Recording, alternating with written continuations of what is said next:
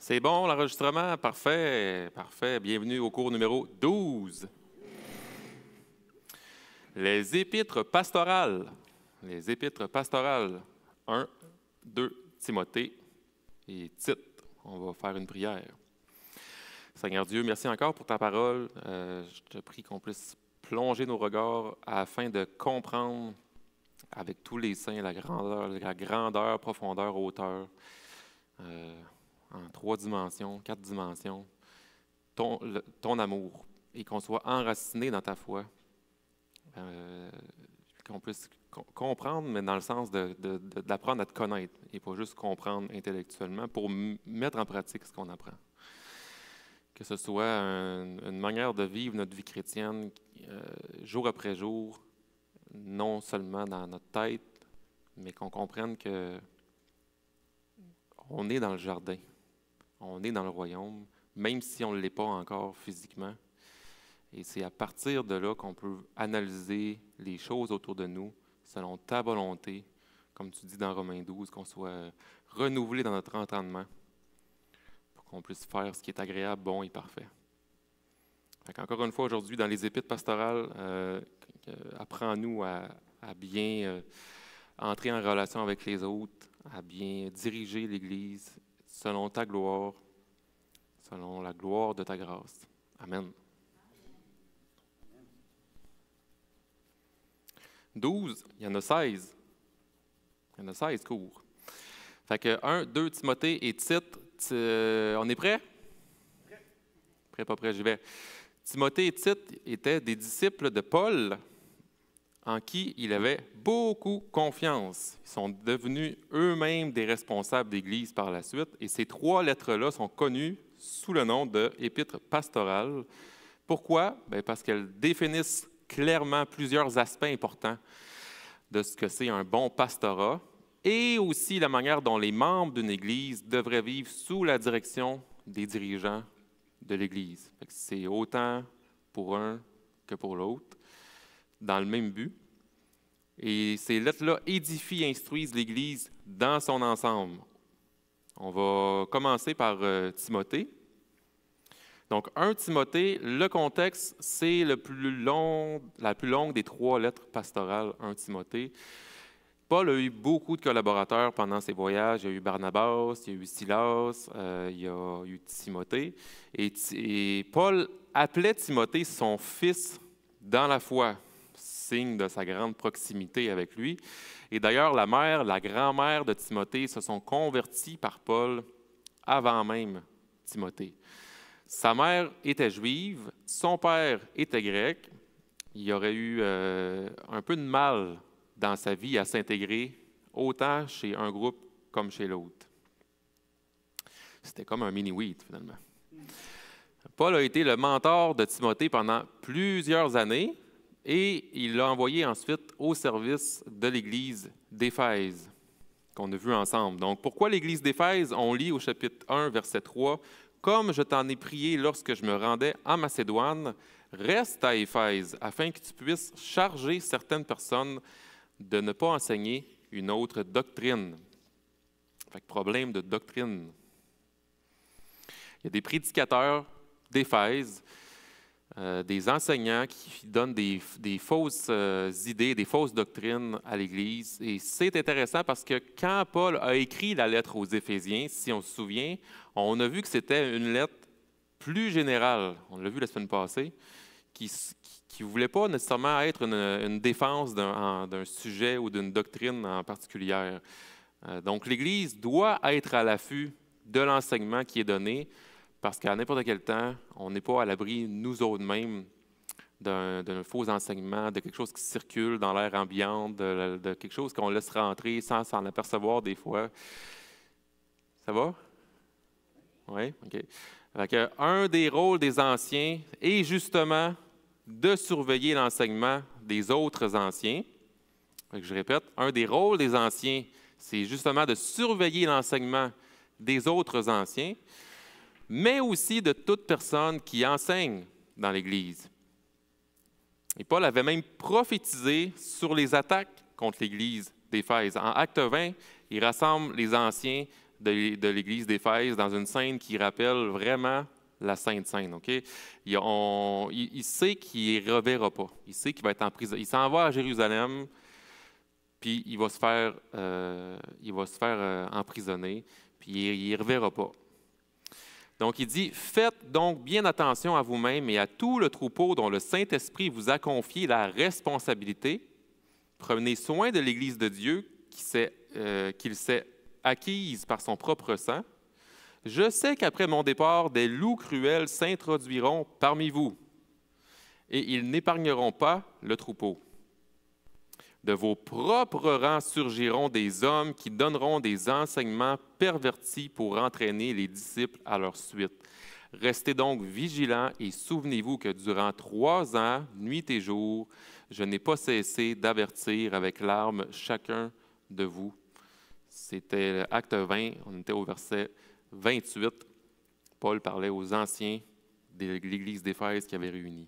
Donc, les fausses doctrines sont même venues, selon le texte, d'eux-mêmes, des anciens déjà présents à Éphèse. Ça rappelle aussi dans la Sainte Seine où ce que Judas fait partie de ces 12 apôtres-là, puis Jésus est en train de parler qu'il y en a un qui va le trahir. Donc, Timothée a pour mission de recadrer l'enseignement de l'Église d'Éphèse. Et selon l'Épître, à première vue, il ne semble pas avoir, Timothée, la maturité nécessaire pour s'opposer à ce que Paul appelle des loups cruels. Il était relativement jeune, donc on pense qu'il avait environ 40 ans. Ça veut dire que je suis assez jeune aussi. Il a la réputation d'être timide, Timothée. Et Paul doit d'ailleurs lui rappeler que Dieu nous a donné un esprit non de crainte, mais de puissance, d'amour et de maîtrise de soi. C'est dans 2 Timothée 1,7. Mais sa timidité et son âge ne l'ont pas empêché d'être utilisé par Dieu. C'est la bonne nouvelle. Parce que Dieu n'est pas limité par nos limitations. Ça, c'est pour tout le monde de l'Église. Il s'est servi d'un Moïse timide de parler en public. Il s'est servi d'un David qui était le plus jeune de ses frères. Il s'est servi d'un Jacob, qui n'était pas l'aîné de sa famille. Il s'est servi d'un Gédéon, qui doutait constamment de Dieu, qui demandait constamment des signes à Dieu. Il s'est servi d'un Samson, qui mettait sa confiance dans sa force, dans ses capacités. C'est Dieu qui nous qualifie à l'appel, qu'il a pour nos vies, et non nous-mêmes via nos propres capacités. Ça, c'est important. Et en nous qualifiant, il nous équipe ensuite pour assumer le rôle qu'il nous a donné. Et c'est pour ça qu'on peut dire, sans hésitation, la gloire revient à Dieu. Donc, cette mécanique-là n'appartient pas seulement au salut, à la conversion, ou est-ce que dans Éphésiens 2, on va voir que la gloire doit revenir totalement à Dieu parce que c'est par la foi, puis c'est Dieu qui donne la foi. Mais aussi dans notre marche chrétienne, la gloire revient à Dieu qui nous équipe, qui nous appelle et qui nous équipe.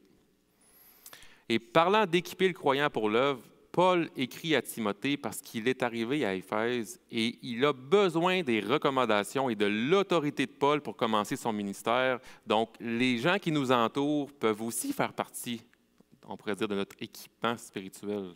Parce que les autres ont des dons, on n'est pas tout seul. Donc, Dieu ne nous laisse pas seuls à nous-mêmes. Et Paul encourage Timothée en ces mots-là. Que personne ne méprise ta jeunesse, mais sois un modèle pour les croyants par tes paroles, ta conduite, ton amour, ton esprit, ta foi, ta pureté. En attendant que je vienne, applique-toi à lire les Écritures dans l'Assemblée, à encourager, à enseigner. Puis ça, Timothée pouvait le faire, parce que Timothée avait la foi, mais avait aussi une foi qui était une grande foi ou une foi il était vraiment consacré, en fait. Donc, les choses que Paul lui demande de faire, c'est des choses qui est équipé pour le faire. Donc, Timothée a reçu des dons du Seigneur. Il doit aller de l'avant malgré son âge, malgré même son manque de confiance. Le but de 1 Timothée, Paul parle de la manière dont les gens doivent agir en tant que membres de la maison de Dieu et la manière dont les anciens et les diacres doivent diriger l'Église. Donc, j'ai parlé tantôt que dans les 2 catégories, la lettre parle autant aux dirigeants, comment ils doivent diriger l'Église, autant que ça parle de tous les membres, finalement, comment ils doivent se comporter en Église. 1 Timothée 3, 14-15. J'espère venir bientôt chez vous, mais je vous écris ces choses afin que si je tarde, vous sachiez comment il faut se conduire dans la maison de Dieu, qui est l'Église du Dieu vivant. Le but, amener le peuple de Dieu à se conduire en tant qu'Église d'une manière qui fasse honneur à Dieu. Et dans toute l'Épître, le moyen que de Paul pour amener le peuple à se conduire de cette manière-là, c'est l'Évangile. Il n'y a pas de surprise ici. Le moyen, c'est l'Évangile. Une phrase qu'on pourrait dire clé pour se rappeler d'un Timothée, ce serait le véritable Évangile, par opposition aux faux enseignements, conduit à la piété, et cette piété est particulièrement visible dans nos relations au sein de l'Église locale. Le véritable Évangile, par opposition aux faux enseignements, conduit à la piété, et cette piété est particulièrement visible dans nos relations au sein de l'Église locale.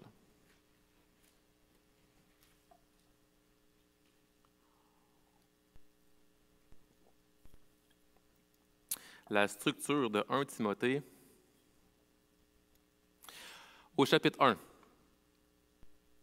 Paul commence le livre en ordonnant à Timothée de confronter les faux enseignants avec la vérité de l'Évangile. Il va le faire en se servant de l'exemple de sa propre vie. On voit, par exemple, au verset 13 à 16, « Moi qui étais auparavant un blasphémateur, un persécuteur, un homme violent, mais cependant, il m'a été fait grâce parce que j'agissais par ignorance dans mon incrédulité. Et la grâce de notre Seigneur a surabondé avec la foi et l'amour qui sont en Jésus-Christ. Cette parole est certaine et digne d'être acceptée sans réserve. Jésus-Christ est venu dans le monde pour sauver des pécheurs. Je suis moi-même le premier d'entre eux. Mais il m'a été fait grâce afin que Jésus-Christ montre en moi le premier toute sa patience et que je serve ainsi d'exemple à ceux qui croiraient en lui pour la vie éternelle.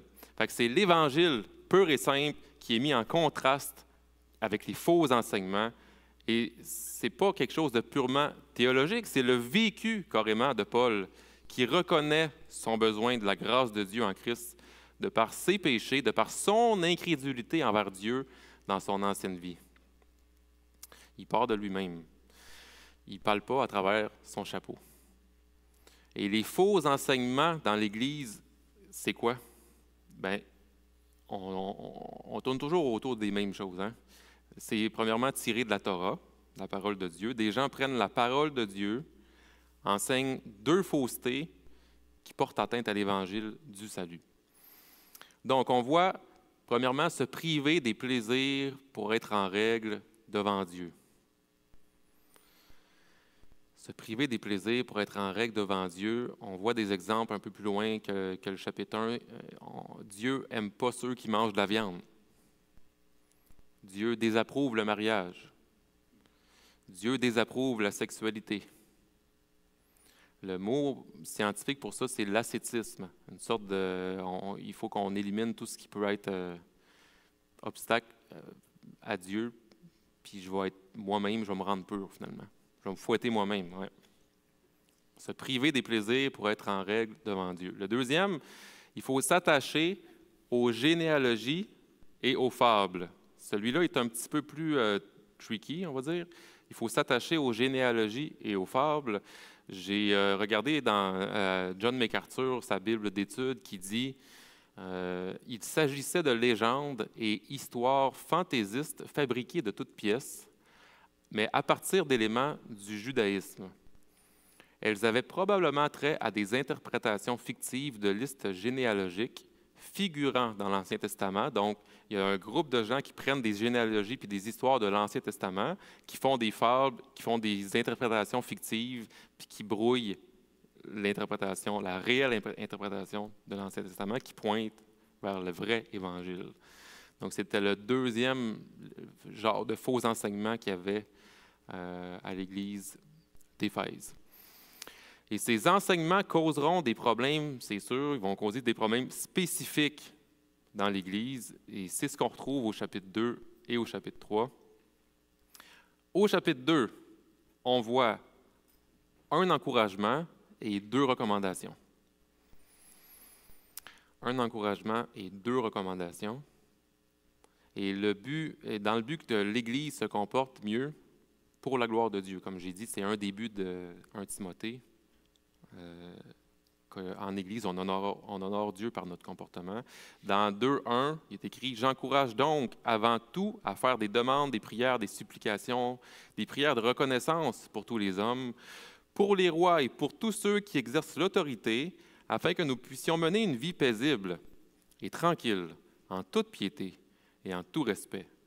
Voilà ce qui est bon et agréable devant Dieu, notre Sauveur, lui qui désire que tous les hommes soient sauvés et parviennent à la connaissance de la vérité. » Le plus important pour Paul, c'est l'avancement du royaume. C'est le but premier de l'Église.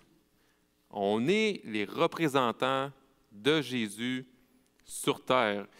Il annonçait la venue du royaume, Jésus, quand il était sur terre. Il demandait la repentance et la foi. Et nous devons annoncer le royaume, la repentance de nos péchés, la foi en Jésus-Christ. On est l'extension, on est les envoyés de Jésus-Christ sur terre. On est la chair, le bras, la jambe, le corps de Christ. Il est la tête. Et c'est pourquoi l'encouragement de Paul est de prier pour que les autorités puissent permettre de vivre notre foi en Christ. Et ça fait surtout écho aux autorités dans l'Église qui exercent mal leur autorité, ce qui ne mène pas vers une vie paisible et tranquille en toute piété, mais vers une confusion, des divisions, des disputes dans l'Église. Donc, prions pour nos autorités d'abord dans l'Église pour avoir un ordre, pour avoir quelque chose de clair à la gloire de Dieu. Puis ensuite, comme nous au Canada, comme on fait le dimanche, prions pour les autorités qui nous permettent, nous, de vivre notre foi, qui serait complètement plus difficile à vivre si on était, par exemple, en Chine, en Corée du Nord. Donc, c'est une des, je disais, recommandations, et un encouragement et 2 recommandations. Donc, l'encouragement, c'est de prier pour nos autorités.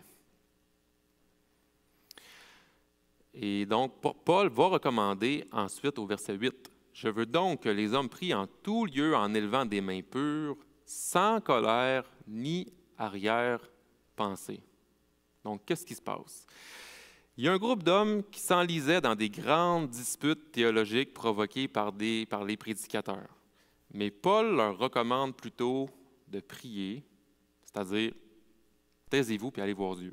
C'est ça que ça veut dire. Plus loin dans Timothée, on va voir qu'il y a qu'est-ce que ça fait finalement quand il y a pas des théologiens, des prédicateurs qui vont dire quelque chose qui semble vrai, mais pas tout à fait, puis là, il y en a un autre qui arrive, même affaire. Bien là, il y a des hommes qui se réunissent ensemble, qui essaient de fouiller, puis qui s'astinent, puis qui débattent. Puis c'est ce qui est arrivé, ils s'enlisent dans des grandes disputes théologiques qui sont provoquées par ces autorités-là, et qui ne servent à rien à part la division. Et c'est pourquoi Paul va leur recommander à eux spécifiquement, bien, allez donc prier à la place, taisez-vous, allez voir Dieu. Mais il y a aussi une deuxième recommandation à un groupe de femmes cette fois-là, et elle semble quand même aisée financièrement, selon les commentateurs que j'ai lus. Donc, des femmes aisées financièrement. Paul, il y a 2 accusations à leur faire à ces femmes-là. Bien, premièrement, elles prennent l'Église pour un défilé de mode. On voit, là, il arrive, je n'ai pas le texte, là, mais avec des tresses, avec collier en or, perles, OK, beaux vêtements. Bon, de par leur statut social, elles prennent une position d'autorité dans l'Église au niveau de l'enseignement, c'est la deuxième accusation, en prêchant à l'Assemblée et en propageant aussi des faux enseignements. Fait que première chose, elles prennent l'Église pour un défilé de mode. Deuxième chose, de par leur autorité de femmes avec de l'argent, elles prennent une position d'autorité dans l'Église au niveau de l'enseignement, en prêchant à l'Assemblée et en propageant aussi les faux enseignements. Pourtant, selon la parole, c'est à l'homme qui est confié le rôle de donner la direction spirituelle de l'Église. Paul va utiliser l'exemple d'Adam et Ève pour ce point-là, en indiquant que c'est l'homme qui a été formé le premier. Et donc, c'est lui qui a reçu en premier les paroles de Dieu pour ensuite les partager à Ève. Cet exemple-là qu'on a dans Genèse, c'est un type pour nous, c'est un exemple pour nous dans l'Église, où est-ce que dans le rôle et non dans la dignité ou dans la valeur, qui sont les mêmes pour les hommes et les femmes, il y a des rôles différents et l'homme a reçu en premier les paroles de Dieu pour ensuite les partager comme dans son rôle de chef spirituel. Donc, autant Paul a dit à un groupe d'hommes de se taire, parce qu'ils se disputent, autant il va dire à un groupe de femmes aussi de se taire, parce qu'elles usurpent l'autorité de l'homme au niveau de la direction spirituelle. Il est important de dire que ce sont des cas et des situations spécifiques de l'Église d'Éphèse. Paul n'est pas en train de dire que la femme ne doit jamais parler dans l'Église ou même que la femme doit toujours mal s'habiller. Il n'est pas en train de dire « habillez-vous mal ». C'est pas ça que ça veut dire. Paul est en train de parler d'utiliser, ça c'est important, la sagesse de Dieu dans les deux cas. Okay? C'est vraiment des cas de l'Église d'Éphèse et comment ça s'actualise pour nous, chrétiens au Saguenay en 2023. Bien, si un groupe s'habille tellement de manière extravagante dans un contexte où il y a de l'autre côté des groupes de femmes qui vivent dans de la pauvreté, pourquoi vouloir les couvrir de honte en montrant ta richesse devant tout le monde? Vous voyez la sagesse que je t'arrête de parler? C'est surtout ça qui se passe.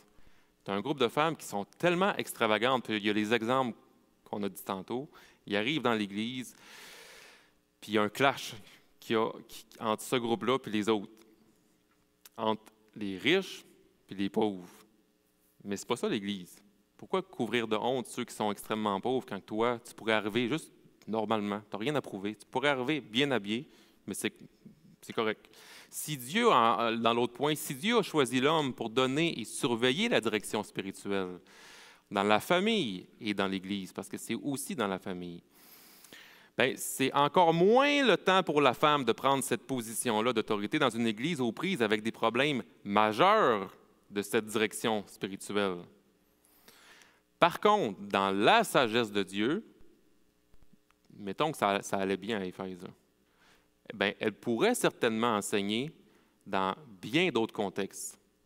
Les exemples que je donne, école du dimanche, on a des exemples, Linda et Lise, groupe de femmes, on a l'exemple de notre sœur Suzanne, Cynthia, soirée thématique, on fait une soirée thématique. Puis le sujet, c'est comment dealer, comment coper en français, comment dealer, comment gérer, comment surmonter les agressions sexuelles quand on est une femme. Puis là, c'est une femme qui vient donner un enseignement. Bien, il n'y a pas de problème. Ça peut être thématique sur quelqu'un qui a étudié en archéologie, puis c'est une femme, puis on l'invite pour une soirée. Pourquoi qu'elle ne pourrait pas donner son étude par rapport à ça? Ou même un dimanche matin, selon le sujet des chrétiens persécutés. Notre sœur, elle nous donnait cette sorte d'enseignement ou d'études-là par rapport aux chrétiens persécutés. Fait qu'il y a des contextes, des thématiques, des moments que la femme peut enseigner. Dieu n'est pas contre ça. Dieu est contre l'usurpation de l'autorité dans les rôles spécifiques. Pour l'Église, ça veut dire la direction spirituelle, la surveillance de l'enseignement dans l'Église, il l'a confié à l'homme, ce côté-là. Et en passant, ce n'est pas parce que l'homme est meilleur, c'est parce que Dieu va équiper l'homme parce qu'il l'a appelé dans ce rôle-là.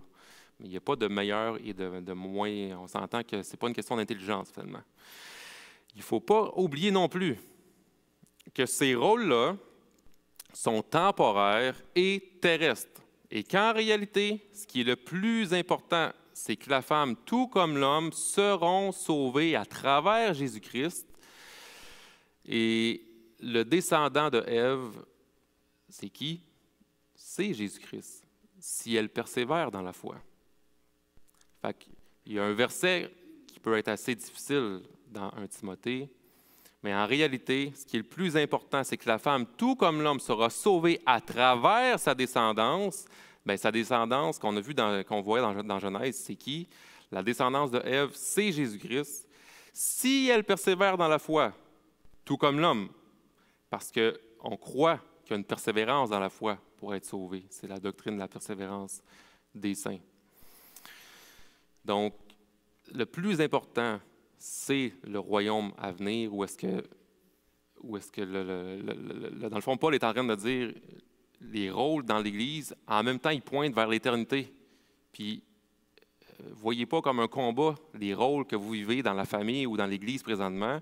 Dieu a donné des rôles spécifiques. Voyez plutôt ce qui s'en vient, ou est-ce que le rôle principal pour tout le monde, ça va être de glorifier Dieu. Au chapitre 3, Paul a de la suite dans les idées parce qu'au chapitre 3, il parle justement de ce qui qualifie les responsables de l'Église. Donc, il a parlé de qui est responsable. Donc, les hommes. Mais qu'est-ce qui les qualifie? Donc, les anciens ou les responsables ou les évêques ou les bergers, c'est des maris, des pères de famille, doivent avoir un caractère, une intégrité exemplaire, un caractère, une intégrité exemplaire. Exemplaire en voulant dire qu'ils servent d'exemple d'une vie de piété et non qu'ils sont en eux-mêmes parfaits. Des exemples de dépendance à Dieu dans leurs propres difficultés. C'est surtout ça, servir d'exemple pour le peuple. Ce sont des chrétiens normaux en quête de dépendance à Dieu pour manifester le fruit de l'Esprit et la gloire de Dieu. Et ce qui fera remarquer, et ça, les fruits de l'Esprit, ensuite, vont se faire remarquer par les gens de l'intérieur. Donc, Paul va parler de l'Église qui va reconnaître les anciens. La femme du monsieur va le reconnaître. Les enfants peuvent le reconnaître. Et aussi de l'extérieur. Les amis, le travail, la famille éloignée, c'est sûr que si ici tout va bien, mais qu'à l'extérieur tout va mal à cause de tes comportements, il y a quelque chose qui cloche. Fait que, normalement, à moins de fausses accusations, les gens de l'extérieur vont aussi dire, ben oui, je le vois là, ça fait du sens. Encore une fois, ce sont des principes généraux qui ne veulent pas dire que quelqu'un est automatiquement disqualifié parce qu'un de ses enfants rendus adultes décide de ne plus suivre le Seigneur. C'est des principes généraux. Là, je sais, je passe vite, là, c'est normalement juste une affaire là-dedans, on pourrait passer sur 1 heure, mais ce n'est pas le sujet non plus. Fait que ça, c'était les anciens. Au chapitre 5, on voit que les anciens sont en charge de diriger l'enseignement et de surveiller l'Église pour son bon fonctionnement spirituel. C'est-à-dire rester conforme à l'Évangile, au vrai Évangile. Mais Paul va ensuite parler des diacres. Le mot diacre, qui veut dire, en grec, qui veut dire serviteur. Ce sont aussi des leaders, hommes, femmes, qui gèrent l'organisation de l'Église et qui ont les mêmes exigences morales que les anciens. Encore une fois, les diacres sont aussi appelés à être des modèles parce que c'est les mêmes exigences, comme j'ai dit, au niveau moral. Donc, être exemplaire, servir d'exemple pour le peuple de Dieu, des exemples de piété pour les autres. Donc, les diacres, c'est plus par rapport à l'organisation de l'Église. Et dans Timothée, on ne le voit pas, mais dans Tite, on voit que la grande différence, c'est au niveau de l'enseignement. Le diacre n'est pas appelé à enseigner ou à surveiller l'enseignement dans l'Église.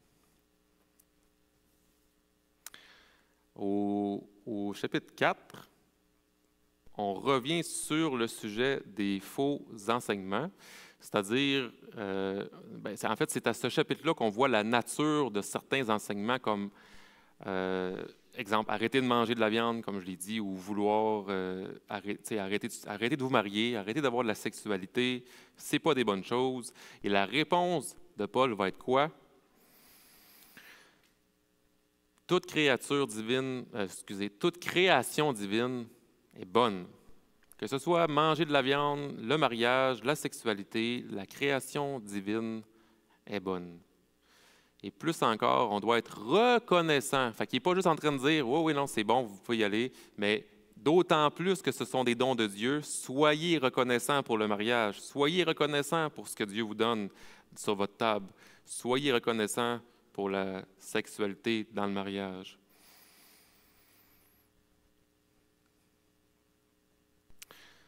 Donc, il y a vraiment un fil conducteur dans tout Timothée. Il va vraiment dresser comment que les anciens doivent diriger, comment les diacres doivent diriger, puis ensuite, pourquoi que je vous parle de ça? C'est parce qu'il y a des faux enseignements, il y a quelque chose qui est malsain qui est en train de se passer, puis on redresse ça justement par l'Évangile. Paul, il va ensuite d'un encouragement à Timothée, c'est au chapitre 4, au verset 6. En exposant cela aux frères et aux sœurs,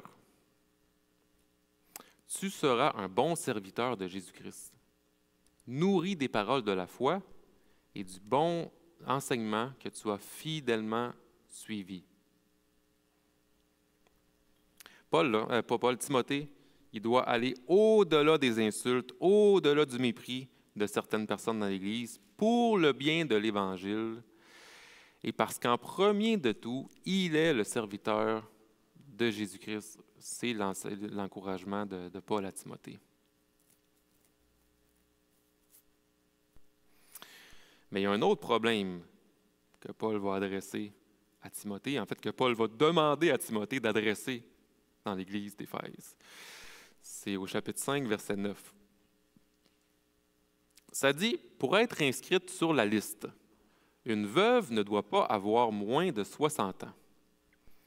Il faut qu'elle ait été fidèle à son mari et qu'elle soit connue pour de belles œuvres, qu'elle ait élevé ses enfants, exercé l'hospitalité, lavé les pieds des saints, porté secours aux opprimés, cherché à faire le bien en toute occasion. 1 Timothée 5, 9. La problématique, maintenant, concerne un groupe de jeunes femmes veuves. Et la liste dont Paul parle, pour être inscrite sur la liste, c'est une liste de veuves, des noms qui sont là. Ces veuves-là reçoivent des dons de l'Église pour subvenir à leurs besoins. C'est aussi simple que ça. Parce que Dieu demande de s'occuper de la veuve et de l'orphelin. Et certaines jeunes femmes veuves s'inscrivaient sur cette liste-là, ce qui les mettait dans une situation de suffisance et se retrouvaient à n'avoir plus rien à faire, parce qu'ils sont encore très jeunes. C'est pour ça qu'il est marqué, une veuve ne doit pas avoir moins de 60 ans pour se retrouver dans cette liste-là. Et qu'est-ce que faisaient ces jeunes femmes veuves qui se faisaient vivre par l'Église? Parce que c'est un peu ça qui se passe. Bien, le texte dit qu'elles allaient de maison en maison. Fait que là, on le lit, là, en québécois, là, ça ne veut rien dire. Ils se promènent puis ils vont prendre des cafés? Non. En québécois, ça veut dire qu'elles couchent à gauche puis à droite. Okay? Le texte parle de la débauche sexuelle. Le texte dit qu'elle allait de maison en maison, couchant à gauche et à droite. Elles alimentaient aussi le commérage dans l'Église et s'ingéraient dans la vie des autres. Il se peut même très bien que ce groupe de femmes soit le même qu'au chapitre 2, les femmes que j'ai dit qui étaient très aisées financièrement et qui comméraient et qui usurpaient l'autorité des anciens. C'est sûr qu'on ne peut pas le prouver, c'est-à-dire qu'il y a des commentateurs qui vont dire « Oui, oui, c'est pas mal certain que c'est le même groupe. » Peut-être pas non plus, mais ça ferait du sens en tout cas. Paul va donc dire qu'on ne les inscrive pas sur la liste et qu'elles se marient et soient actives, qu'elles aient des enfants, qu'elles dirigent leur maison, qu'elles soient encore actives. Donc, c'était un autre des problèmes de l'Église d'Éphèse. Fait que jusqu'à maintenant, on a vu plusieurs problématiques mentionnées par Paul, et c'est des vrais problèmes et c'est des vraies personnes. Et il faut se souvenir que l'Épître s'adresse à Timothée, qui n'est pas très âgé, puis qui a surtout une personnalité timide. Donc, Paul va y aller de quelques recommandations de sagesse. Au chapitre 5 encore, si quelqu'un veut aller voir Timothée pour accuser un ancien, que cette personne le fasse en présence de 2-3 témoins. OK? Fait que, au moins, Timothée va savoir que ça peut être pas mal plus vrai que si une personne accuse quelqu'un et qu'il est tout seul. Ça prend 2-3 témoins. Ensuite, Paul va dire, ceux qui pêchent, reprends-les devant tous et ne fais pas de favoritisme. La mission de Timothée là, est énorme. Okay, on s'entend, ça semble même lui causer des problèmes de santé. Paul parle de son estomac. Souvent, le problème d'estomac, c'est quoi? C'est le stress. Ça se peut très bien, en tout cas, que ce soit le stress. Avec tout ce qu'on a lu comme problématique, puis là, ils viennent d'ajouter ceux qui pêchent, puis on peut présumer que c'est ceux que leurs péchés sont flagrants ou sont visibles ou que les gens sont manifestes. Reprends-les devant tous pour qu'il y ait une crainte. Le texte va dire pour que les gens craignent Dieu par rapport à ça. Ils ne peuvent pas faire ce qu'ils veulent, c'est l'Église de Dieu. Donc, reprends-les devant tous, puis ne fais pas de favoritisme. Que ce soit quelqu'un de 20 ans, de 75 ans, que ce soit un homme, une femme, ne fais pas de favoritisme par rapport à ça. Fait que oui, c'est une mission énorme en plus pour un garçon timide. Et donc, dans ce contexte-là, Paul va lui dire « Cesse de ne boire que de l'eau. Prends un peu de vin à cause de ton estomac et de tes fréquents malaises. » Moi, je trouve ça tellement le fun comme verset. Tu sais, là, c'est humain au bout. Tu as l'air d'avoir des ulcères, tu as l'air de ne pas filer avec ce qui est en train de vivre. Puis là, tu bois juste de l'eau. Tu bois juste de l'eau. Prends un petit peu de vin. Fait que là, on s'entend que Paul n'est pas en train de faire l'apologie de l'alcool, parce qu'on s'entend que Timothée n'a visiblement aucun problème de consommation d'alcool. Mais il pourrait bénéficier des effets de l'alcool sur sa santé et son stress de temps en temps. On s'entend qu'il n'y a pas de Jean Coutu, là. Il n'y a pas de Jean Coutu au coin de la rue, il n'y a pas d'antidépresseur, il y a tout ce qu'on pourrait connaître. Mais ça démontre encore une fois que la création de Dieu est bonne et qu'on peut en faire bon usage, surtout ça, un usage dans la sagesse de Dieu.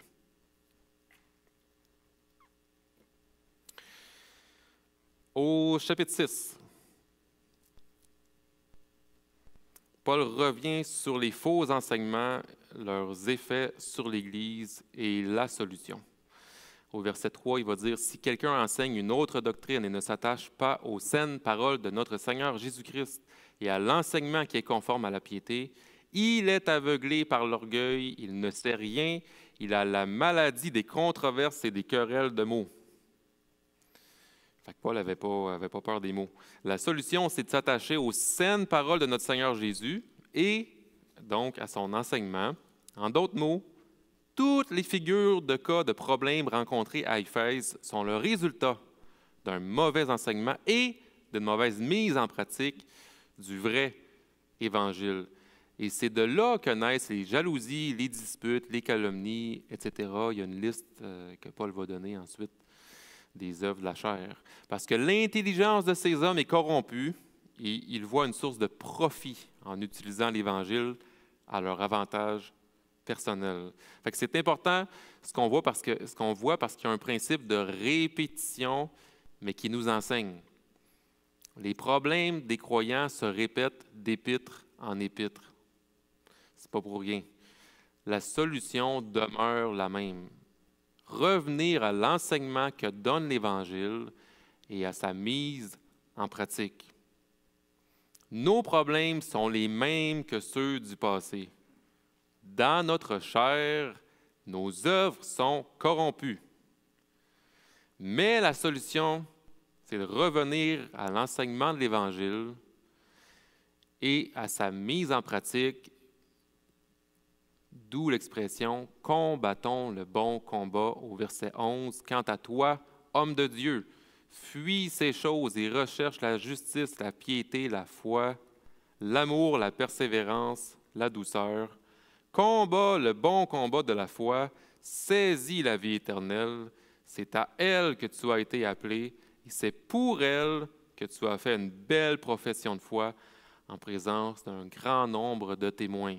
Ça nous parle à nous. On a été baptisés devant l'Église, devant Dieu, devant les témoins qui sont le corps de Christ.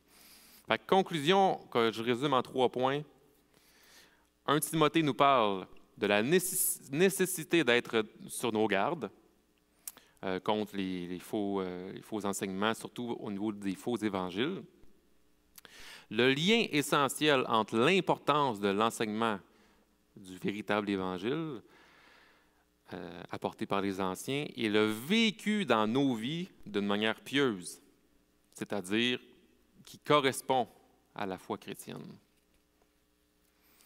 On doit se mettre sous l'autorité de Christ seul et de son évangile qui transforme nos vies. Et le 3e point, à travers le spectre de l'Évangile, les dirigeants, autant que ceux qui sont sous leur responsabilité, donc tous les membres de l'Église, sont façonnés par Christ.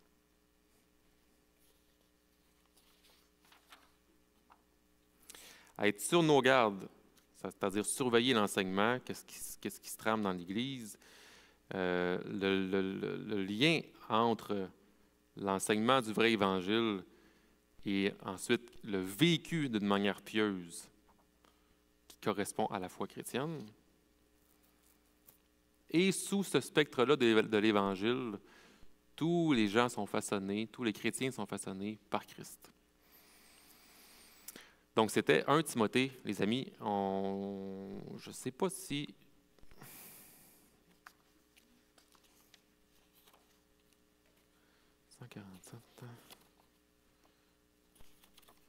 OK, je pourrais prendre une pause là, comme il est 8 heures, puis faire 2 Timothée, puis titre par après. Y a-t-il des questions sur 1 Timothée? On n'a pas le micro, par exemple. OK. Bien, Claude.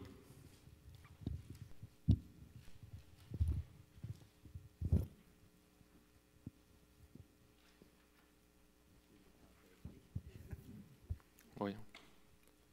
Tiens.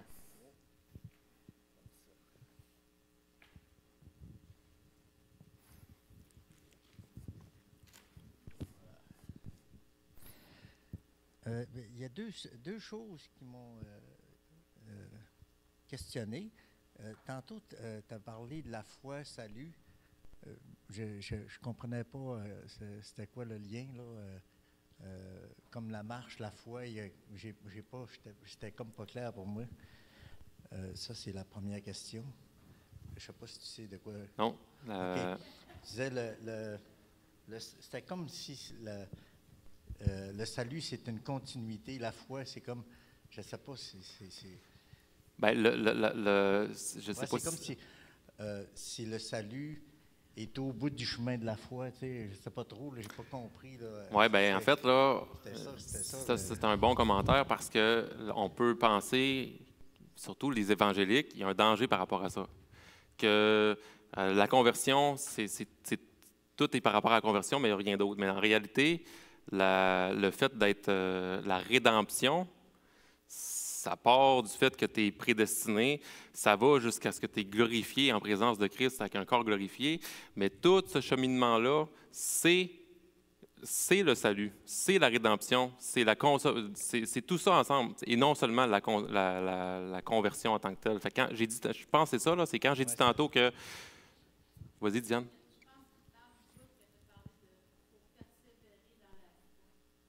La persévérance des saints? Oui, c'est peut-être ce genre-là. Là. Oui. Pour être sauvé, oui. Je pense que c'est ce genre-là, oui, c'est ça. Oui, puis je vais répondre tout de suite parce que c'est vraiment, vraiment important. Oui. La persévérance des saints est une doctrine fondamentale dans le salut. Le salut, ce n'est pas juste la conversion. Il existe aussi, à travers le spectre du salut, la persévérance des saints. C'est-à-dire que si si tu ne persévères pas dans ta foi, toi, devant Dieu, est-ce que tu es sauvé ou pas? Moi, je ne le sais pas, je ne suis pas Dieu. Ouais. Mais la persévérance des saints, c'est une doctrine aussi qui fait partie du salut. Non, c'est bon, parce que peut-être que dans Timothée 2, on va revenir sur ça. On va se en tout cas. Peut-être, je ne sais pas. Je me souviens pas. Je connais un texte, puis... OK, mais ça, c'était... Puis, deuxième chose, c'était par rapport aux femmes. Oui. Tu sais, qui allaient d'une maison à l'autre. Le texte ne dit pas qu'il allait pour faire des actes sexuels nécessairement, là, mais s'il pouvait aller pour aller... ce que ça semble dire, c'est qu'il allait bavarder plus, parce qu'il venait du commérage. Oui. Mais c'était ça, là, c'était... Oui.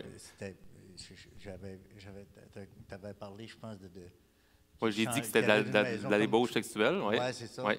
Mais c'est ça, je me demandais où est-ce que le texte disait oui, ça. Moi, je l'ai lu dans des commentaires, puis le contexte aussi fait en sorte que ça peut fortement faire partie de cette interprétation-là.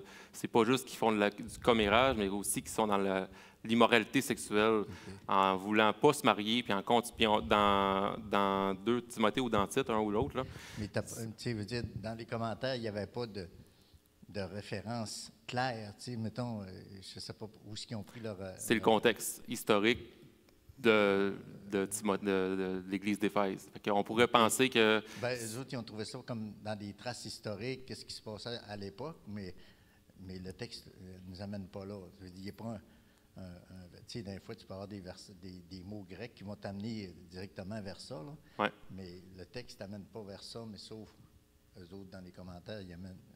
je ne peux pas dire que le texte ne t'amène pas vers ça, puis je ne peux pas dire le contraire non plus. Ouais, puis je n'ai pas fait une étude juste sur ce verset-là. Fait que j'ai pas vraiment d'autres aspects à apporter.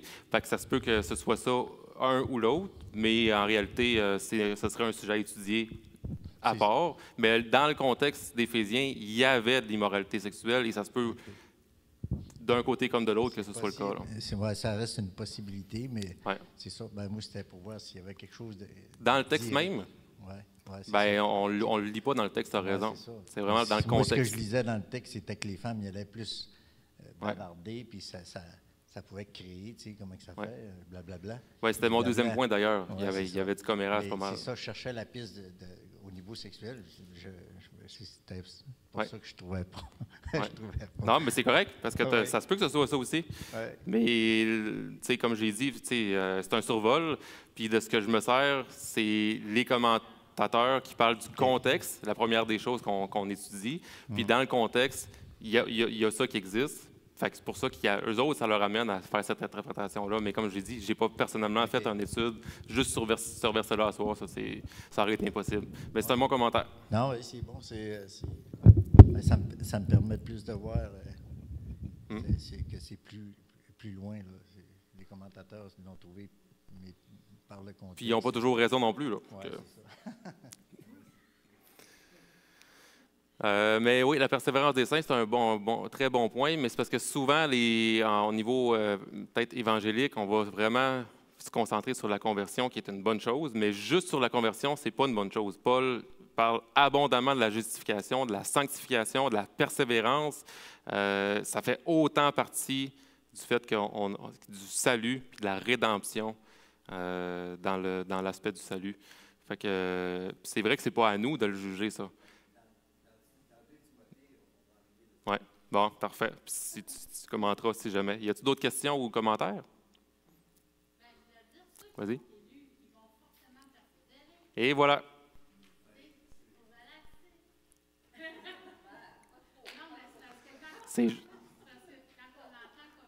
Je vais juste dire pour les gens, là, ceux qui sont élus, ils vont forcément persévérer. J'ai dit « et voilà », dans le sens que, oui, Dieu va les rendre persévérants. La doctrine de la persévérance de la foi, c'est la même sorte de doctrine, c'est le même spectre que les autres. C'est-à-dire, la conversion, c'est quoi? C'est la repentance et la foi. Ça, c'est la conversion. Okay? Mais la repentance et la foi, Dieu va dire qu'il donne la repentance puis qu'il donne la foi. Dans Éphésiens, on le lit. Mais en même temps, dans d'autres passages, nous avons cru en Jésus-Christ. Nous avons mis notre foi en lui. Puis c'est ce qu'on a dit dans d'autres textes. On est responsable de nos propres vies, mais c'est Dieu qui va le produire, le vouloir et le faire. Mais la persévérance des saints, c'est la même chose. Clairement que si on est élu, il va nous rendre persévérants jusqu'à la fin. Il nous transporte dans ses bras jusqu'à la fin. Mais en même temps, dans les impératifs de Paul, là, bien, il faut persévérer. Il demande aux chrétiens de persévérer. Il leur demande de persévérer. Puis Paul va dire « combattez le bon combat ». Ça veut dire jusqu'à la fin, là, il faut que tu gagnes la course. Pourquoi il est en train de dire ça? Il pourrait juste dire « Ah, laissez-vous aller, Dieu il vous conduit ». Non, il est aussi en train de dire de persévérer. Fait que c'est les deux en même temps. Moi, j'ai vu un lien aussi entre les exhortations contre les faux enseignants, qu'eux autres demandaient de se rendre correct par la chair. Mais il dit en même temps, ceux qui font ça, reprends-les sévèrement devant les autres, puis finalement de dénoncer ça. Mais il dit en même temps, à la fin, des choses par rapport au comportement. Tu sais, puis ça aussi, il dit de faire en sorte. Fait il ne veut pas encourager les fausses doctrines qui disent « rends tout le bon par toi-même ». Ouais. Il ne veut pas non plus dire laisse-toi aller. Ouais. Sois passif. C'est sûr que la vie chrétienne, c'est une marche, puis ça amène à la maturité. Oui, tu as raison, parce que l'ascétisme, le fait de se fouetter soi-même, bon, ben, si pour tu montes ta propre montagne de salut, c'est vrai que c'est pas la bonne manière, mais d'un autre côté, ça peut amener l'opposé de bon, laisse-toi aller. Non, puisque tu sais que tu es dans les bras de Dieu, persévère dans le bon combat. Fait que c'est des bons sujets. On va faire 2 Timothée. 2 Timothée.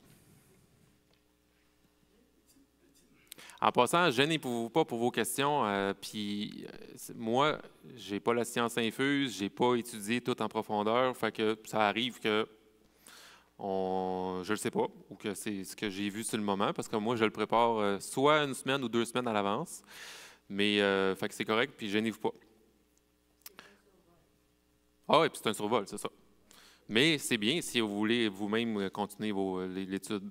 2 Timothée, donc on ne sait pas combien de temps séparent les 2 lettres 1 et 2 Timothée, mais on sait que la situation de Paul a changé pour le pire.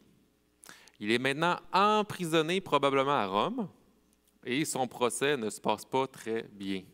Il croit qu'il n'a pas beaucoup de temps devant lui. Et il envoie une lettre à Timothée qui est encore à Éphèse pour qu'il aille le voir en prison. Et il lui demande de continuer son ministère d'implantation d'Église. Fait que dans le fond, il veut comme passer le flambeau à Timothée parce qu'il sent qu'il n'a pas pour longtemps. Et d'ailleurs, il s'agirait probablement de la dernière lettre que Paul a écrite. Et comme un adieu qu'il rend à Timothée, il va dire « J'ai combattu le bon combat, j'ai terminé la course, j'ai gardé la foi. » La structure, il y a 2 grandes sections. Donc, chapitre 1 jusqu'au chapitre 2, verset 13. Ensuite, chapitre 2, 14 au chapitre 4, verset 5. La première section, c'est l'encouragement à Timothée à accepter et assumer son appel de leader. Encouragement à Timothée à accepter, assumer son appel de leader. Puis on voit donc que la personnalité, on pourrait dire timide, manque de confiance, est encore présente chez Timothée. La deuxième section, c'est encore recadrer des prédicateurs corrompus d'Éphèse. Encore recadrer des prédicateurs corrompus d'Éphèse avant d'aller voir Paul en prison. Fait au chapitre 1, Paul remercie le Seigneur de la foi que Timothée a reçue de sa mère et de sa grand-mère. Comme j'ai dit tantôt, sa mère et sa grand-mère ont été convertis avant lui-même. Mais il veut que Timothée ranime la flamme du don de Dieu qu'il a reçu via Paul, c'est-à-dire son leadership, son appel pour l'Église. Il nous a sauvés et nous a adressé un saint appel, dira Paul. Ensuite, Paul va demander à Timothée de venir le voir en prison et il désire qu'il n'ait pas honte de l'Évangile ou même de l'emprisonnement de Paul. Et il y a une raison à ça. Pourquoi Paul va dire « n'aie pas honte de mon emprisonnement, n'aie pas honte de l'Évangile », parce qu'il y a plusieurs collaborateurs qui commencent à avoir honte des emprisonnements de Paul et à le rejeter. Il dit même que tous ceux qui sont en Asie m'ont abandonné.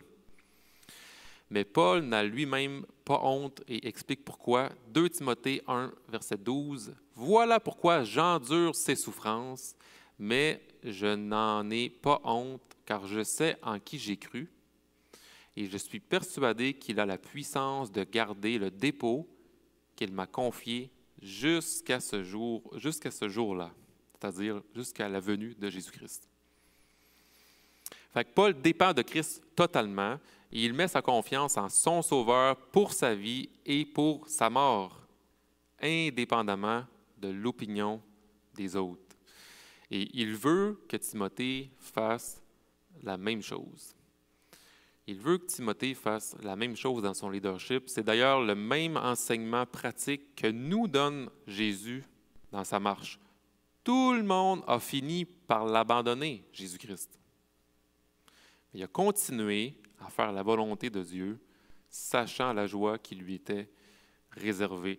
Et Paul marche à la suite de Jésus, et Timothée doit marcher à la suite de Paul. Donc, on marche finalement. L'exemple premier, c'est Jésus-Christ, c'est la tête de l'Église. Puis ensuite, Dieu va nous donner des modèles dans l'Église. Pour Timothée, c'était l'apôtre Paul. Donc, c'est pour ça que la première section, c'est l'encouragement à Timothée à assumer et continuer dans son appel de leadership, malgré ce qu'il entend des autres, puis des collaborateurs qui peuvent lâcher Paul, puis ainsi de suite. Fait qu'il continue au chapitre 2, dans le même thème, où il dit à Timothée de se fortifier dans la grâce qui est en Jésus-Christ, parce que sa vie à lui ne sera pas non plus sans souffrance. Il va utiliser 3 images. Paul va utiliser l'image du soldat, de l'athlète et de l'agriculteur. Le soldat veut satisfaire son officier. L'athlète s'entraîne très fort et se restreint pour performer. Puis l'agriculteur, lui, il est dévoué, il est travaillant pour sa terre. Et dans les 3 cas, il s'agit de se consacrer à une cause et à faire des sacrifices, à souffrir pour cette cause-là qui est plus grande que soi-même. Et Jésus est cet exemple suprême parce qu'il a souffert, il est mort, crucifié pour faire la volonté de son Père. Et donc, Paul souffre pour la même cause. C'est pourquoi je supporte tout à cause de ceux qui ont été choisis, afin qu'eux aussi obtiennent le salut qui est en Jésus-Christ avec la gloire éternelle. Donc, Timothée doit aussi comprendre, et nous devons aussi comprendre que si on est mort avec Jésus-Christ, on va vivre avec Christ. Si on persévère avec lui, on va régner avec lui. Si certains renient Christ, ils seront aussi reniés par Christ. Si nous sommes infidèles, lui demeure fidèle. Et non, il reste infidèle. On l'a vu avec Malachie dimanche passé, le peuple est infidèle, Dieu demeure fidèle à ses promesses, Christ demeure fidèle à son alliance qu'il a faite avec son Père, il est mort à la croix, la nouvelle alliance en son sang, même si nous, on peut vaciller, comme on parlait pendant la pause, il y a des fois dans notre vie qu'on a des saisons qu'on peut douter, vaciller dans la foi, dans notre infidélité, Dieu demeure fidèle. Dans la fidélité à Christ amènera des obstacles et de la souffrance. Okay? Il y a des tribulations dans ce monde-là. Fait que la récompense, par exemple, de vivre et de régner avec Christ éternellement vaut le coup, vaut beaucoup plus que les souffrances qu'on a pu endurer dans ce monde-ci. Et à partir du verset 14, Fait que là, on a vu la première section, là, au niveau de l'encouragement. Continue, Timothée, puis ça se peut que tu vas souffrir aussi au nom de Christ, qui est un encouragement aussi pour nous, dans des tribulations, des souffrances, de continuer à persévérer. Donc, puis à partir du verset 14, il y a comme une transition dans la deuxième partie, c'est-à-dire il va revenir aux faux prédicateurs, aux enseignants corrompus d'Éphèse. Et on a même là des noms de certains prédicateurs. On voit Hyménée, on voit Philette, 2 noms dans le top 5, probablement des noms les moins populaires à donner à ses enfants, si on veut, si on veut qu'ils soient dans le ministère. Ils se sont détournés de la vérité. Ils affirment que la résurrection est déjà arrivée, en voulant dire qu'il n'y aura pas de résurrection du corps glorifié. Fait qu'on est ressuscité en Christ spirituellement, mais il n'y a pas d'espérance d'un corps glorifié. Fait qu'on voit à quel point ça peut être subtil, un faux enseignement. Okay?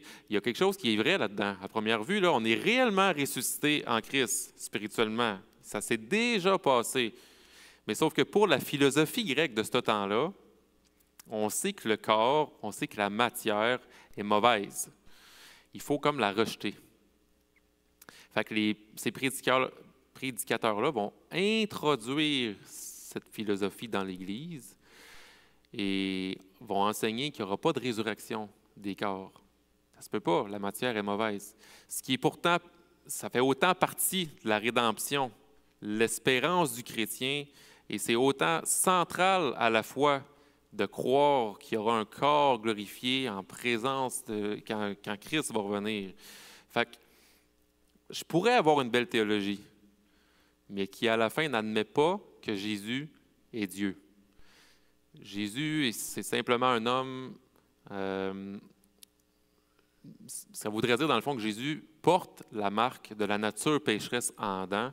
Son sacrifice, il ne serait pas suffisant si je croyais comme ça. Jésus, ce n'est pas Dieu.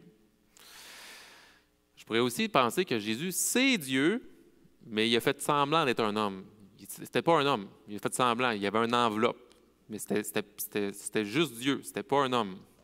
Donc Jésus n'a pas réellement pris ma place en tant qu'homme à la croix. Et les bénéfices de son sacrifice ne peuvent pas se rendre jusqu'à moi, qui est un homme. Je pourrais aussi penser que Jésus, c'est Dieu et un homme aussi. Je serais correct. Mais que son salut est non seulement offert à tout le monde, mais qu'il est donné à tout le monde, finalement que tout le monde est sauvé. Je pourrais penser ça, ou je pourrais dire ça. Donc, on n'aurait pas besoin de chercher à connaître Dieu, chercher à faire sa volonté, et ainsi de suite. Fait que ce serait encore une fois un faux évangile. Ma théologie, fait que là, les trois que j'ai présentés, c'est des faux évangiles, des manières subtiles de tordre la vérité centrale de l'Évangile qui mènent vers une fausse théologie de la croix. Donc, OK, c'est ça. Ma théologie pourrait être excellente. Ça pourrait être excellent. Mais si elle touche aux éléments fondamentaux de notre foi, elle fait dévier les gens du salut. Et c'est là le plus gros danger, dans le fond. Devenir des pierres d'achoppement pour le salut des autres. Et dans ce contexte de mauvais enseignement, Paul demande à Timothée d'enseigner des hommes fidèles dans la vérité. Et ces hommes-là que Timothée va enseigner dans la vérité, ils sont fidèles, OK? Ils veulent persévérer dans cette foi-là. Enseigne-les dans la vérité et désigne-les ensuite pour être capable d'enseigner aux autres. Parce qu'il faut remettre de l'ordre dans la doctrine fondamentale au centre de l'Église. Et c'est à partir des Écritures que les anciens d'Éphèse redonneront la sagesse qui conduit au salut par la foi en Christ. Depuis ton enfance, Timothée, tu connais les saintes Écritures qui peuvent te rendre sage en vue du salut par la foi en Jésus-Christ. Toute l'Écriture est inspirée de Dieu et utile pour enseigner, pour convaincre, pour corriger, pour instruire dans la justice, afin que l'homme de Dieu soit formé et équipé pour toute œuvre bonne.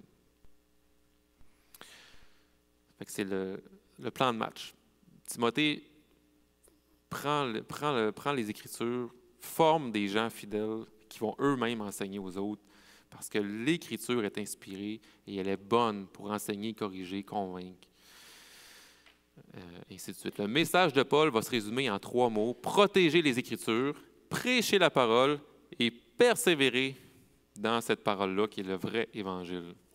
Protège le message qui t'a été confié, prêche la parole, quel qu'en soit le coût personnel, et persévère jusqu'à la fin. Au chapitre 4, Paul, il sait que son heure est proche, je l'ai dit tantôt. Il demande à Timothée de venir avant l'hiver. Fait que bien pratico-pratique, là, la raison fort probable, c'est qu'il il aurait laissé son manteau à Éphèse, quand il a passé par Éphèse. Et donc, il demande à Timothée, avant l'hiver, ramène-moi mon manteau. Il aimerait aussi que Timothée lui apporte des documents, des manuscrits. Fait que c'est le fun parce qu'il y a vraiment des détails au chapitre 4. Puis ça nous plonge dans des vies réelles, avec des hommes de Dieu réels, des gens qui ont réellement vécu.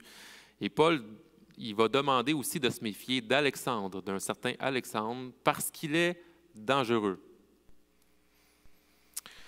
Encore une fois, les commentateurs supposent qu'il pourrait s'agir de l'homme responsable de la dernière arrestation de Paul, puis il ne veut pas que Timothée subisse le même sort. Fait que quand tu vas venir me voir en prison, fais attention à Alexandre. Fais-toi pas aussi emprisonner. En tout cas, c'est une bonne hypothèse. À la fin, Paul va décrire sa situation comme il l'avait aussi décrite dans sa première lettre.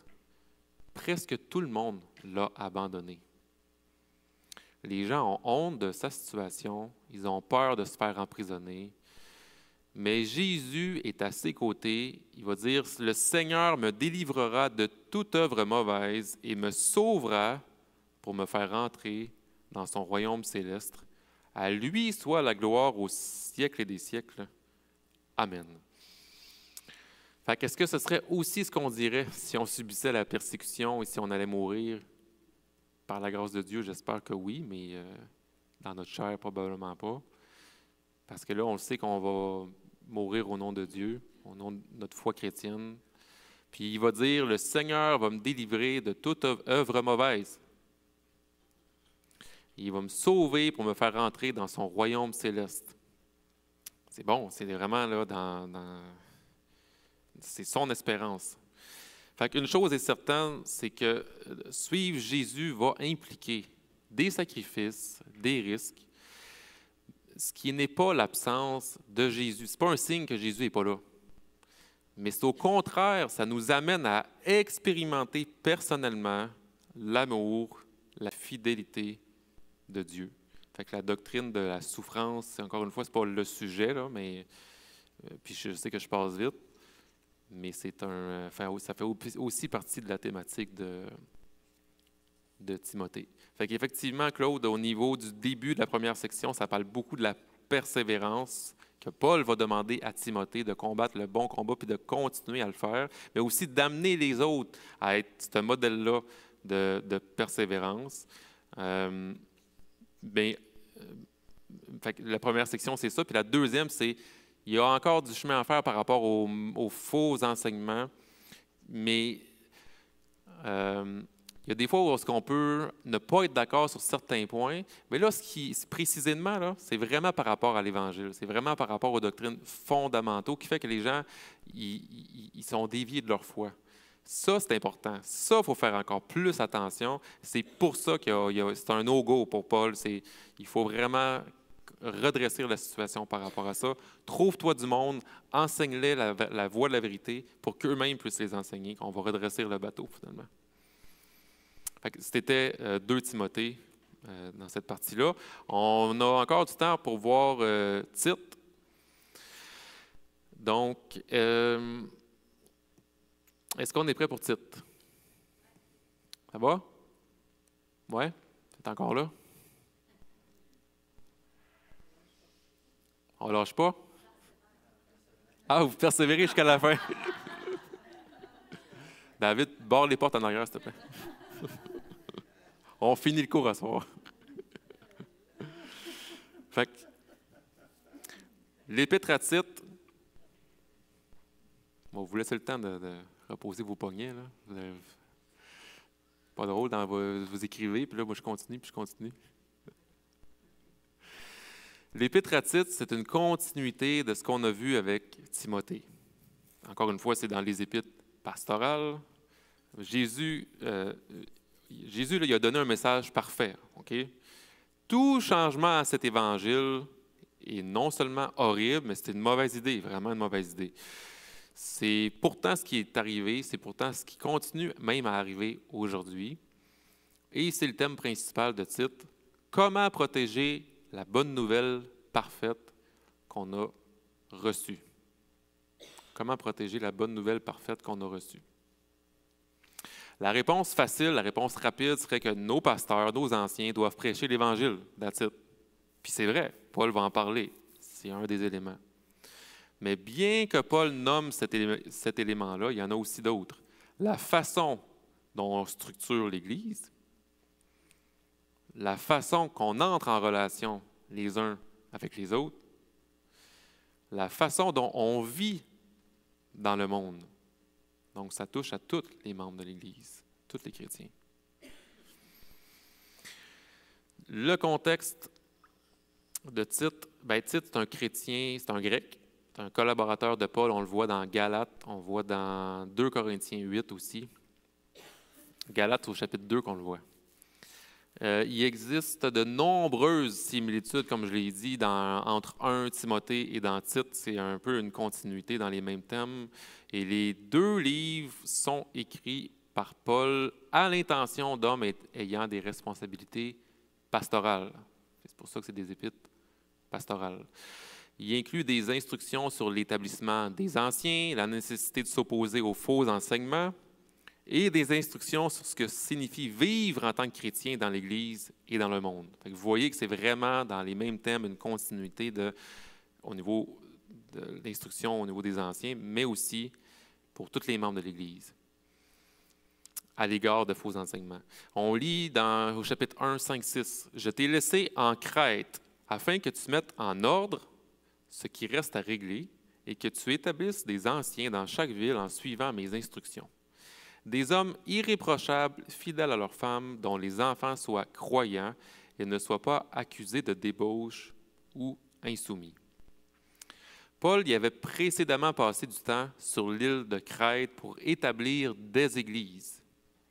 Et il a ensuite envoyé Tite pour qu'il continue de leur apporter la santé spirituelle. Parce qu'encore une fois, ces églises ont des problèmes à régler. Même qu'en grec, ça je ne le savais pas, super intéressant, en grec, krétizo se traduit par un menteur. Krétizo, Crète, krétizo, se traduit par un menteur. Et c'est aussi le nom des gens de Crète. Fait qu'un crétois, c'est un menteur. Un crétin. Pas moi qui le dis. Crétin? Je ne savais pas non plus. Crétin, crétois. Bon. Fait que finalement, tout est là. Beaucoup d'habitants avaient été ou étaient des mercenaires. La culture ambiante, c'était quoi? C'était la violence, c'était l'immoralité sexuelle. Et donc, encore une fois, comme dans beaucoup d'autres épîtres, les églises ont des dirigeants corrompus. Et aussi, le panthéon grec fait encore partie des vies de certains chrétiens, en particularité Zeus, qui était le chef des dieux du panthéon grec. Pour un crétois, et non pour un crétin, pour un crétois, Zeus il est né sur l'île de Crète. Et il avait comme habitude de séduire les femmes et de se baigner dans l'immoralité sexuelle, finalement. Ça, c'était la culture ambiante. Zeus est né sur ton île, quand même pas pire. La structure de l'épître de Tite, il y a 3 parties. Donc, chapitre 1, on va voir 2 recommandations de Paul pour Tite. Chapitre 2, c'est la transformation du foyer par l'Évangile ou de la maisonnée, là, de la famille. Chapitre 3, la transformation de notre humanité par l'Évangile. Deux recommandations, ensuite transformation de la famille par l'Évangile et transformation de notre humanité par l'Évangile. Fait que, chapitre 1, les deux recommandations de Paul. Bien, juste avant les recommandations, il y a un commentaire intéressant dans l'introduction même. Il est marqué « J'ai été chargé d'amener ceux que Dieu a choisis à la foi et à la connaissance de la vérité, qui est conforme à la piété, afin qu'ils aient l'espérance de la vie éternelle. Le Dieu qui ne ment pas l'avait promise avant tous les temps. » La mission que Paul a donnée à Dieu est d'amener la connaissance de la vérité. La mission que Paul a donnée à Dieu, non, la mission que Dieu a donnée à Paul est d'amener la connaissance de la vérité. Et ce don de la vie éternelle avait été promis par Dieu qui ne ment pas. Le Dieu qui ne ment pas l'avait promise avant tous les temps. C'est intéressant parce que déjà en partant, être chrétien, c'est être à contre-courant de la culture ambiante crétoise. Le vrai Dieu vivant, il va être complètement différent de Zeus, par exemple. Puis la foi chrétienne qui vient d'un Dieu qui ne ment pas puis qui est fidèle, qui amène vers la connaissance de la vérité, c'est aussi en contre-courant de un crétois, c'est un menteur. Fait que c'est pas pour rien que dans l'introduction même, il y a la connaissance de la vérité et ce Dieu-là, nous, notre Dieu ne ment pas.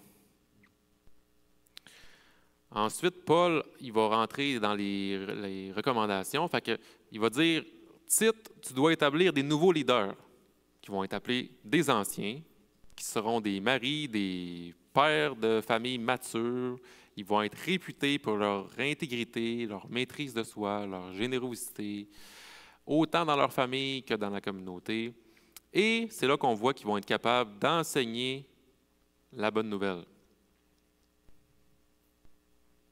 Fait que ça, c'est la première, c'est la recommandation de Paul à Tite, c'est de déléguer, parce que là, sur l'île de Crète, il y a plusieurs églises ou groupes maisons, des chrétiens qui se réunissent dans les maisons, sans qu'il y ait nécessairement de direction claire. Et donc, Paul va recommander à Tite des anciens dans chaque église / groupe maison. Donc, la recommandation, c'est ça, mais ensuite, il va parler de recadrer les dirigeants corrompus au chapitre 2. Donc, comme en Galatie, des dirigeants exigeaient la circoncision et le respect de la Torah. Mais comme ajout à l'Évangile, et leur motivation, il est écrit que c'est pour un gain honteux. Un gain honteux, c'est-à-dire l'argent en retour d'un mauvais enseignement. Et Tite devra fermer la bouche à ces gens-là, c'est vraiment comme ça que c'est écrit, tu devras leur fermer la bouche. Ils prétendent connaître Dieu, mais ils le renient par leur manière d'agir. Ils sont abominables, rebelles, incompétents pour la moindre bonne œuvre. C'est comme ça qu'il va les qualifier. Donc, excusez, j'avais dit chapitre 2, mais ça, c'est la fin du chapitre 1. Recadrer les dirigeants corrompus. Fait que, au chapitre 1, on a 2 recommandations de Paul à Tite. Premièrement, tu vas envoyer des anciens dans chaque église. Deuxièmement, tu vas recadrer les dirigeants corrompus.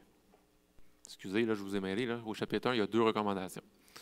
Mais ensuite, au chapitre 2, on a la transformation du foyer par l'Évangile. Fait que comment Dieu équipe les Crétois pour vivre dans la volonté de Dieu? Bien, encore une fois, c'est quoi la solution finalement? Revenir à l'Évangile et à sa mise en pratique. Fait que, lors de la rédaction de la lettre, les églises de l'île de Crète, ils vont discréditer la parole de Dieu par leur façon d'agir, au point où il y a des gens de l'extérieur qui disent du mal des chrétiens. Fait que le message chrétien, il n'est pas vraiment attirant, mais pour les mauvaises raisons. C'est parce qu'ils agissent mal, ces gens-là, qui se disent chrétiens. Fait que Paul va prendre les différents groupes d'âge dans l'Église et il va mettre en contraste comment ils devraient vivre leur foi à la lumière de l'Évangile. Donc, il va parler aux hommes et aux femmes âgées qui devraient être intègres et avoir de la maîtrise de soi. Ils devraient être solides dans la foi pour servir de modèle de foi, d'amour, de persévérance pour les plus jeunes. Les jeunes femmes devraient se marier au lieu de coucher à gauche et à droite et s'occuper de leur foyer avec plein de bonté. Fait qu'autrement dit, fonder des familles stables à la gloire de Dieu, parce que la tendance était d'éviter le mariage et de vivre dans la débauche sexuelle. C'était pour les jeunes femmes. Il va continuer avec les jeunes hommes qui doivent être recommandables aux yeux du monde, des hommes réfléchis qui cherchent la sagesse de Dieu. Et Tite même est nommé dans cette catégorie-là. Donc, on suppose que Tite était aussi, comme Timothée, un jeune homme. Fait que je n'ai pas fait de recherche par rapport à ça, mais il est dans cette catégorie-là. Les esclaves, ensuite, doivent continuer à se soumettre à leur maître, parce que la liberté de l'Évangile ne veut pas dire de ne plus respecter ton supérieur, mais au contraire, de te montrer digne de confiance pour honorer en premier Jésus, ton Sauveur. Fait qu'il a pas mal fait le tour de la maisonnée ou des groupes d'âge, Paul, par rapport à comment on devrait vivre à la gloire de Dieu, puis sous le couvert ou le spectre de l'Évangile. Et Paul va conclure le chapitre sur ce qui unit tous ces groupes d'âge chrétiens. Et ce passage-là est probablement le résumé par excellence de l'Épître au complet, parce que ça va nous parler puissamment, même pour nous encore aujourd'hui. C'est Tite 2,11 va dire « En effet », fait que là, il vient de décrire tous les groupes d'âge. Et en effet, la grâce de Dieu, source de salut pour tous les hommes, a été révélée. Elle nous enseigne à renoncer à un mode de vie impie et aux convoitises de ce monde et à vivre dans le temps présent conformément à la sagesse, la justice et la piété, en attendant notre bienheureuse espérance, la manifestation de la gloire de notre grand Dieu et Sauveur, Jésus-Christ. Il s'est donné lui-même pour nous, afin de nous racheter de toute faute et de faire un peuple qui lui appartienne, purifié et zélé pour des bonnes œuvres. Il va vraiment axer sur l'œuvre accomplie et ce que ça devrait produire dans nos vies. Et c'est charnière aussi comme passage parce qu'il vient de parler des groupes d'âge, mais à partir de ce verset-là, il va se tourner ensuite sur la transformation qu'opère, dans le fond, l'Évangile pour toute l'humanité ou dans notre humanité. Fait que de manière plus globale, finalement, notre ancienne humanité, il va consister à quoi? Au verset 3 du chapitre 3, Paul va dire « On était stupides », c'est-à-dire que nos décisions étaient basées sur la sagesse folle du monde. On était rebelles, des créatures qui crachent sur leur Créateur. On était égarés en perte de repères fiables. On était esclaves de nos passions dévorantes qui finissent par nous détruire et détruire les autres et nos relations. On vivait dans la méchanceté, dans l'envie. On était centrés sur notre nombril. On se détestait les uns les autres. Fait que, il prend l'humanité déchue pour montrer à quel point que l'Évangile nous transforme de où est-ce qu'on a été pris vers où est-ce qu'il veut nous amener. Et cette description-là des œuvres mortes de la chair est surprenante parce qu'elle est écrite il y a très longtemps. Surprenante dans le sens qu'elle représente tellement bien notre société aujourd'hui. Des centaines et des centaines d'années plus tard, on pourrait prendre ce texte-là, stupide, On est basé sur notre sagesse qui vient du monde, rebelle, égaré, pas de repères fiables, esclaves de nos passions. Ce qui dirige nos vies, c'est nos passions. Puis même dans notre société, on pourrait dire les passions par rapport à la sexualité. On vit dans la méchanceté, dans l'envie, on se déteste les uns les autres. Une société en dehors de Christ. Cette semaine, à Saguenay, il y a un drag queen qui va venir lire des contes à des enfants à la bibliothèque de Jonquière. Des contes qui vont parler d'inclusion. Et déjà, il y a quelque chose qui est égaré par rapport à la création de Dieu, juste par cet exemple-là. Mais il y a des gens qui vont aller manifester à l'extérieur de la bibliothèque de Jonquière pour dénoncer ça.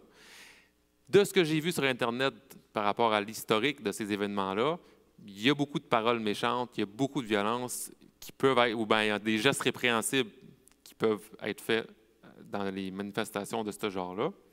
Mais encore plus que ça, il y a d'autres gens qui voudraient aussi manifester pour dénoncer la manifestation des gens qui sont contre ce qui va se passer. Je ne sais pas s'il va y avoir de la violence en fin de semaine ou si ça va être pacifique. Mais ce qui est clair, là, c'est qu'on se déteste les uns les autres. Cet exemple-là démontre qu'on se déteste les uns les autres. Ce qui est clair aussi, c'est que toute l'humanité est égarée. Toute l'humanité est égarée. S'il y a du bon dans ce monde-là, parce qu'il y a du bon dans ce monde-là, bien, c'est par la grâce de Dieu. Et comme chrétien, là, je ne suis pas en train de dire en passant qu'il faut ou pas aller manifester, il faut ou pas aller rencontrer le drag queen. Ce n'est pas mon point du tout. De toute façon, la vraie question par rapport à cet exemple-là, pour nous, ça devrait être comment on devrait aimer dans la vérité autant le drag queen que les gens qui manifestent. Parce que notre rôle, c'est d'aimer les gens dans la vérité. Mais de toute façon, je suis surtout en train de démontrer la profondeur globale de notre péché et de notre enlisement dans ce péché-là. Et par le péché, notre humanité est déformée et on ne répond plus au but de notre création. Au but de notre création. Tout le monde tire selon leur point de vue. On le voit dans mon exemple, il y a 3 catégories de personnes. Puis ça va tirer chacun sur leur bord de la couverte, puis ça va produire de la méchanceté, on va se détester. Et notre humanité, comme je dis, est déformée, ne répond plus au but de notre création, qui est quoi? Bien, c'est la célébration de la gloire de Dieu et être représentant ou l'image de Dieu sur terre. Mais savez-vous quoi? Le texte va dire au verset 4, chapitre 3, « Mais lorsque la bonté de Dieu, notre Sauveur, et son amour pour les hommes ont été révélés, il nous a sauvés. » Lorsque la bonté de Dieu, notre Sauveur, et son amour pour les hommes ont été révélés, il nous a sauvés. Et il ne l'a pas fait à cause des actes de justice que nous aurions pu accomplir, mais conformément à sa compassion, à travers le bain de la nouvelle naissance et le renouvellement du Saint-Esprit, qu'il a déversé avec abondance sur nous par Jésus-Christ, notre Sauveur. Ainsi déclarés justes par sa grâce, nous sommes devenus ses héritiers conformément à l'espérance de la vie éternelle. Amen. À cause de l'œuvre de Christ et de la bonté de Dieu qui nous a sauvés, on retrouve notre humanité. À cause de l'œuvre de Christ et de la bonté de Dieu, c'est là qu'on retrouve notre humanité. Et maintenant, ceux qui ont cru en Dieu s'appliquent à pratiquer des belles œuvres. Chapitre 3, verset 8. Et voilà ce qui est bon et ce qui est utile à l'homme. Voilà comment il retrouve sa joie, le sens à sa vie, devenir utile dans les mains de Dieu. Ça, c'est merveilleux. La source dans laquelle on doit puiser notre manière de vivre, c'est l'amour transformateur du Dieu trinitaire et non dans les dieux du panthéon grec pour les Crétois. Et pourquoi Paul revient constamment à l'Évangile pour répondre aux problèmes de l'Église? Bien, c'est parce que l'Église, c'est l'agent transformateur que Dieu a décidé de servir pour amener les gens à la repentance, la foi et au renouvellement de leur humanité. Fait que ça ne se fait pas par un changement de culture. OK? Les Crétois, là, ils vont rester des Crétois. Les Saguenayens, on reste des Saguenayens. Après notre conversion, on a encore un accent, on a une façon de parler, on a des expressions, on a des intérêts pour la chasse, la pêche, la nature, on a des fromageries, on a des skidoo, on a de la tourtière, peut-être plus du Lac-Saint-Jean, mais en tout cas. Mais c'est pas par notre culture. Ça passe pas par tu vas changer du tout pour tout, puis c'est pas ça. Ça passe pas non plus par de l'assimilation. À force de temps, d'efforts, de pression, tout le monde va devenir pareil. Un homme chrétien, ça se promène avec une chemise, une cravate, ça a un pantalon brun, ça a une bible avec un étui, là, un étui qu'on avait dit l'autre fois, là, protégé là, en cuir brun. Une femme chrétienne, elle va porter des longues robes fleuries. Hein? Ou en jeans? Des robes en jeans. OK, c'est bon. Elle va avoir 10 enfants. Ben là, c'est pas pire, tu en as 5. Des bottines, puis elle va faire l'école maison. Encore une fois, avoir 10 enfants puis faire l'école maison, c'est pas une mauvaise chose. Mais si tout le monde est pareil, c'est de l'uniformité, c'est de l'assimilation, c'est pas le but. Puis encore une fois, si vous avez un étui en cuir brun, c'est correct aussi, j'en ai une à la maison, pour de vrai. Fait que c'est pas ça, là, le point. Fait que revenez-moi pas avec ça dit ça, là. Non, vous pouvez en avoir une, il n'y a pas de problème. Mais c'est l'assimilation puis l'uniformité qui n'a pas de sens, qui n'a pas de lien. C'est pas ça le but. Il y a une ressemblance entre chrétiens, de toute façon. Il y a une ressemblance entre chrétiens. Cette ressemblance-là, c'est quoi? C'est celle de l'esprit, de la même espérance, du même baptême, de la même foi. Ça ne se voit pas nécessairement par le style vestimentaire ou bien parce que qu'est-ce qu'on mange à la maison.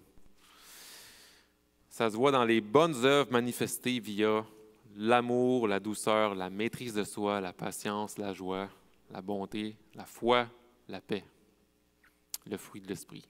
Et c'est ça la beauté de l'Évangile qu'on veut montrer au monde. Je suis un Saguenayen, quoique moi je ne viens pas du Saguenay, mais je suis avant toute chose un chrétien.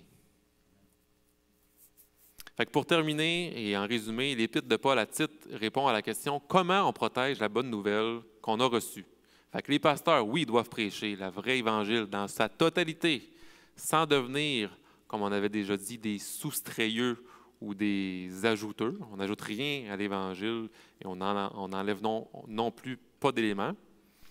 Mais aussi, on protège le message et on le rend plus accessible avec la façon dont on structure nos églises. Donc, il y a un ordre dans l'Église, une direction. Et Dieu appelle des gens à devenir anciens, diacres aussi, comme on a vu en Timothée. Et la façon aussi dont on est en relation les uns avec les autres, vont permettre qu'on va protéger le message de l'Évangile, parce que les gens vont voir et on va se voir aussi à travers la transformation de nos relations via les valeurs de l'Évangile pour tous les groupes d'âge. Et à la fin, on a vu la transformation qui va mener à un renouveau, comment on vit dans ce monde-là, la transformation de notre humanité, encore une fois, via les valeurs de l'Évangile. Fait qu'on ne devient pas différent de notre culture, mais dans notre manière de voir le monde, on est différent, et dans notre manière d'agir dans le monde, il y a aussi des différences, malgré qu'on n'est pas parfait, évidemment, pour l'instant. Et tout ça est rendu possible grâce à Dieu, qui est un Dieu d'amour trinitaire, décrété par Dieu le Père en son Fils Jésus-Christ et par la puissance du Saint-Esprit. On n'est pas des gens conformés, mais transformés jour après jour à sa ressemblance. Amen. Ceux qui veulent rester pour des questions, vous pouvez. Sinon, je sais qu'il est 9h06, puis qu'il y a des gens qui dorment à cette heure-là. Est-ce qu'il y a des questions ou des commentaires pour 2 Timothée ou Tite?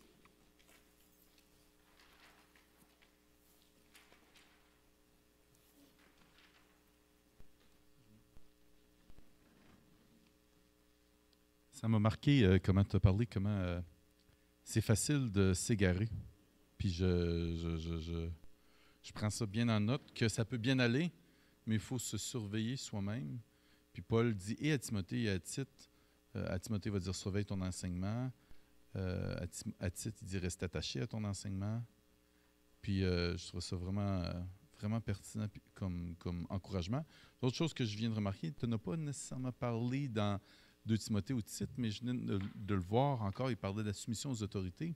Puis tu en as fait mention dans 1 Timothée, comment on doit rester soumis aux autorités. Ah non, tu en as parlé quand tu as parlé par rapport aux esclaves dans Tite, qu'ils restaient soumis à leur maître aussi.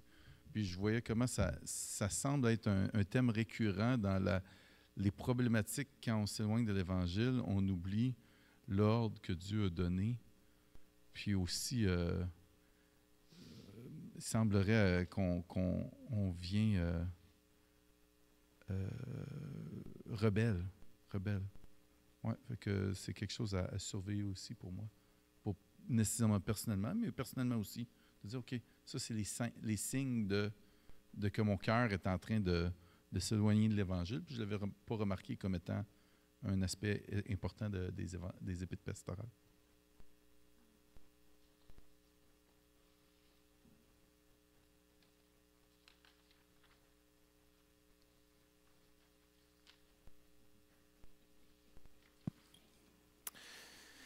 Yes. Ça fait que la semaine prochaine, on va voir le dernier épître de Paul qui est Thessaloniciens 1 et 2. Et on va peut-être, si on a le temps, voir Jacques. Il reste 4 cours, en fait, pour finir le 22 juin. En tout cas, il reste 4 cours. Donc, on se voit la semaine prochaine pour Thessaloniciens, si Dieu le veut.